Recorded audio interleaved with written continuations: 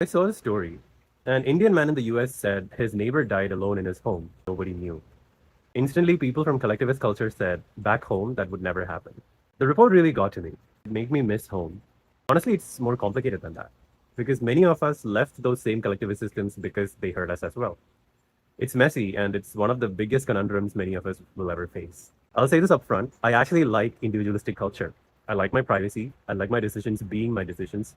I like having not having 27 relatives checking my WhatsApp last seen to diagnose everything I say and do. In fact, I live a very unconventional life. I wouldn't have most parts of it if I was still living in a collectivist family system. The funny thing is that I actually do have community here. A chosen one, people who care, support, and show up for me, more than what many folks have. I'm an introvert, so I'm saying something. But sometimes I miss the old familiar chaos. The way immediate family back home brought me things and did things when many times I didn't even know I wanted them. Somehow they did. There's a real irony here.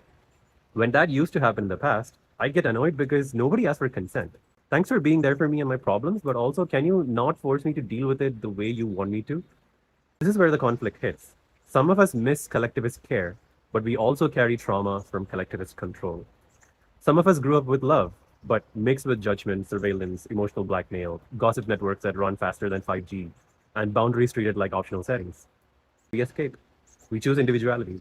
We choose privacy. We choose peace. But then we get to hyper individualistic societies and meet the other extreme. People passing away unnoticed, people grieving alone, people carrying pain with no witness. Suddenly, we're homesick for a system that also hurt us. Historically, collectivist cultures from ancient India to East Asia to many African societies were built on interdependence and survival. Shared land, shared labor, shared danger. No one lived alone because no one survived alone. Individualism came later, during the European Enlightenment, when philosophers said the individual mind is the center of truth. Now, many of us global wanderers stand between the two extremes, holding both gratitude and grief. We love the freedom, we hate the loneliness. We crave community, we fear the baggage.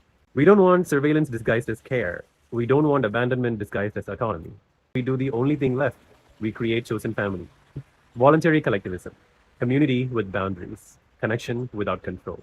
In a perfect world, I wish we all had a switch. Collectivist mode, please take care of me today. Individualist mode, everyone disappear immediately. Independent enough to breathe, connected enough to not collapse. Be gentle with yourself.